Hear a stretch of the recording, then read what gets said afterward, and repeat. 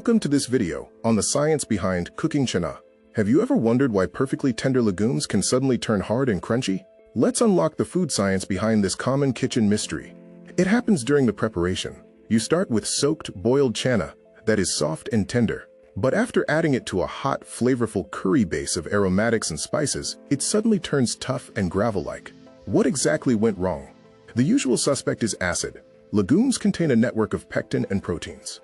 Acidic ingredients like tomato or tamarind strengthen this network, causing the beans to contract and harden. Once tightened by acid, they rarely soften again. But what if your curry base has no acid? The recipe only includes turmeric, spices, brown sugar, salt, and potato. If acid isn't the cause, we must investigate three other hidden forces: osmosis, viscosity, and heat shock. First is the osmosis effect. Cooked chickpeas act like sponges. When dropped into a hot, salty curry, that salt pulls moisture out of the Channa to balance the environment, causing the outer skin to contract and become firm. Next is the viscosity trap. Cooking potatoes releases starch, which thickens the sauce. This dense, viscous environment draws even more moisture out of the legumes. Instead of absorbing the liquid, the Channa loses its internal moisture. Finally, there is heat shock. Because the Channa was softened with baking soda during prep, its structure is vulnerable.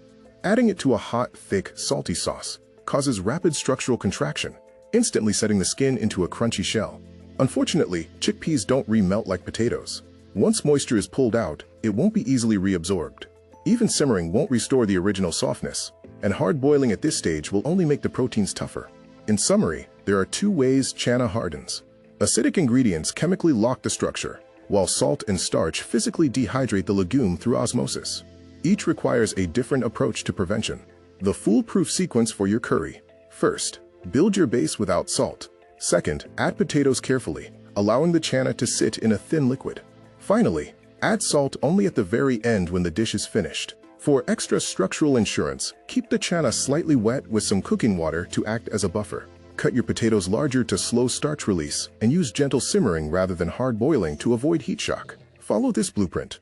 Put the Channa in first, then the potatoes, and save the salt for last. With gentle heat and the right sequence, you can ensure soft, creamy Channa every time.